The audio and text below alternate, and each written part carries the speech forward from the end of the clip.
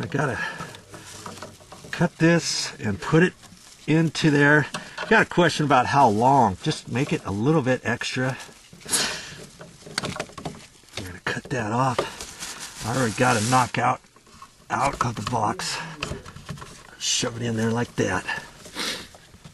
I've got to get this within 6 inches of the box to meet code. And see, I've got it up there to keep it out of the way so that I don't have to crawl over it, because you're not supposed to walk on these. Just make it snug, not too tight. Okay. And there's that wire. You're going to have to keep track of these wires, but because you're installing it, you'll know what to do. Now, where does that wire go? Here, let's follow it. I just put this wire in. See, I put it along there so that I got enough crawl space there. Put it across and boom. Put the junction box there, and this wire goes to the switch. And see that wire coming out of that box, the old wire, that was all I had left. And I took that wire and I stapled it alongside that rafter on the back side, and then it went down over to the light switch. Okay, so that is going to be a junction box just for the switch. Cool, huh? That's how you make junction boxes up in your attic. Okay, run this across.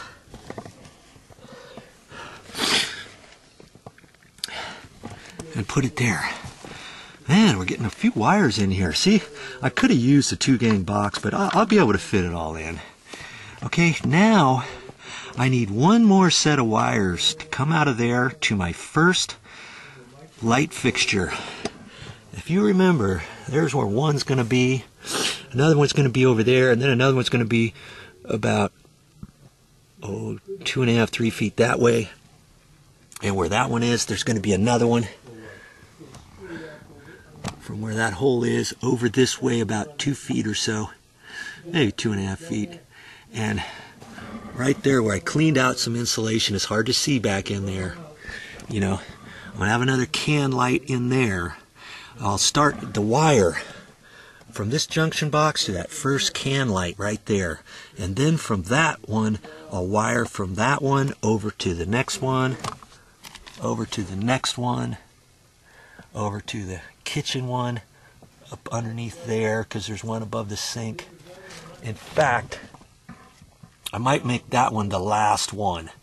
I might make the sink one the last one or something, so I don't have to wire it up. I can wire it before I put the cut-in can up in the ceiling and get it all connected, and then shove it up through the ceiling, and I'll have one wire going from that to another light fixture. Okay, so I'll probably end up doing that from there over to there, because that'll be the last one. See, you follow that? Wire goes from here. This is where the light switch is going to be turned on, and that wire is going to turn on the first light fixture there, and then I'm going to daisy chain over to there, over to there, over to there, and then from there over to the kitchen above the sink one. Okay? You keep following me. It'll get clearer as I go. Okay.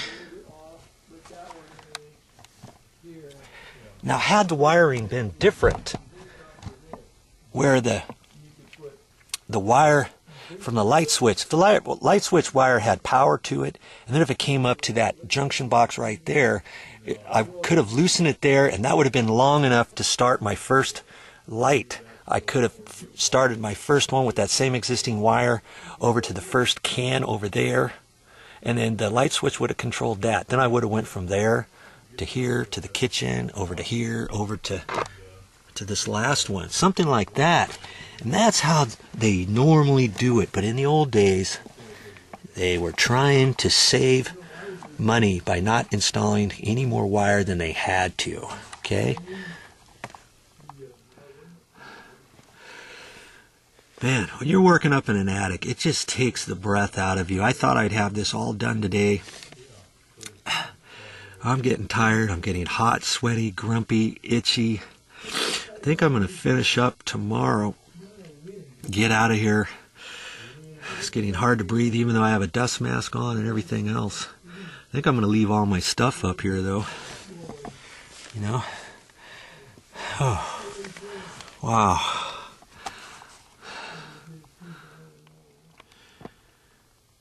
Well, I've made a corporate decision. I'm going to go and finish up for the day.